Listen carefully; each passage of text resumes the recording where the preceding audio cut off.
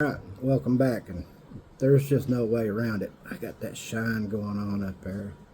Yeah, that recessed lighting, just wonderful. So, anyways, we want to get out there and talk about Ruger. They've bought Anderson out, so Anderson is going to be no more. Now, does that mean you can't still get an Anderson AR-15 or receiver? No, they're still out there. There's places that have them in stock if you still want an Anderson. I have one. I actually have two. I had two stripped upper receivers and one stripped lower receiver that I do have a trigger in, but I just hadn't got the rest of the parts in it. And just, I'll run out of time today. I'll come back to it later. So, but yeah, this is what I've got so far. Just a bare bone stripped Anderson receiver. Upper and lower. Now, are Andersons any good? Well, a lot of people say they are. My first AR was an Anderson. Never had any issues with it. I've got a mil-spec trigger and anti-walk pins. I like the anti-walk pins. But I've got the stripped upper I've got to get parts for. This one here is going to be 300 blackout and with a 10.5 inch barrel. And then I've got this one. There we go. There we go. Got that one that I picked up a while back. And it's been sitting in the drawer for over a year.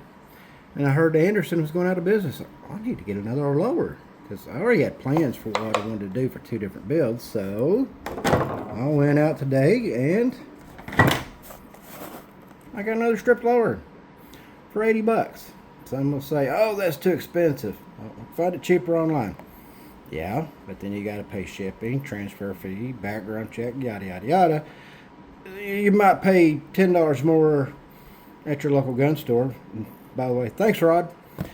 But, you can actually put your hands on it. You don't have to wait and everything. So I went down to my local gun store, Frontier Firearms in Kingston, Tennessee. Go check them out.